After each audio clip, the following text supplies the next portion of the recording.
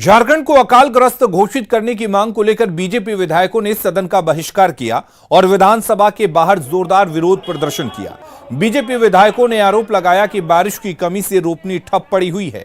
सूखा पीड़ित किसान खून के आंसू रो रहे हैं, पर सूखा राहत अभियान चलाने की बजाय हेमंत सरकार हाथ पर हाथ धरे बैठी हुई है।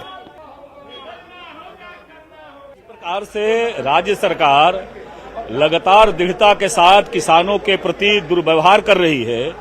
किसानों के बारे में इतनी दुर्भावना राज्य सरकार के पास है, तो वैसे में सदन के अंदर चर्चा करने का कोई मतलब नहीं है। आने पूरा अकालग्रस्त की स्थिति में झारखंड आ गया और इसीलिए हम लोगों ने कहा कि आप सीधे अकाल घोषित करिए राज्य को और तुरंत यहाँ से भारत सरकार को आप रिपोर्ट भेजो।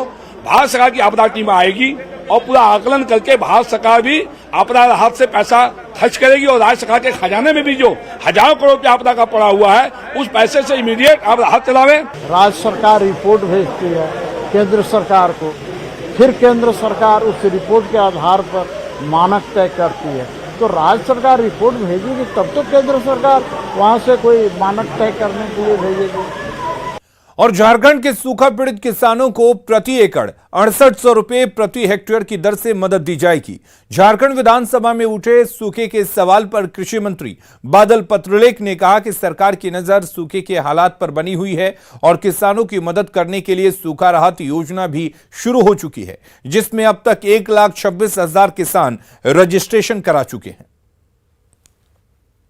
किसानों का फसल क्षति पहुंचता है अध्यक्ष महोदय, उनको 6800 रुपया प्रति हेक्टेयर के दर से non assured irrigation area land में और एस्योर्ड इरिगेशन एरिया लैंड में 13,500 रुपया के दर से राशि उपलब्ध कराई जाएगी। झारखंड के मंत्री मिथिलेश ठाकुर ने कहा कि पलामू हमेशा से शैडो एरिया रहा है और पलामू के सुखाड़ पीड़ित किसानों की मदद के लिए राज्य सरकार ने कमर कस ली है।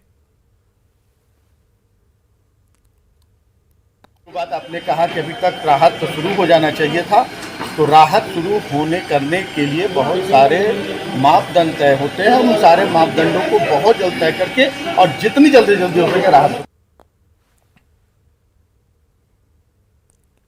तो पलामू के किसानों को मदद मिलेगी, सरकार के मंत्री की तरफ से यह भरोसा दिया गया है। मंत्री मिथिलेश ठाकुर ने आश्वासन दिया है कि जो भी सूखाग्रस्त किसान हैं उनको राहत दी जाएगी।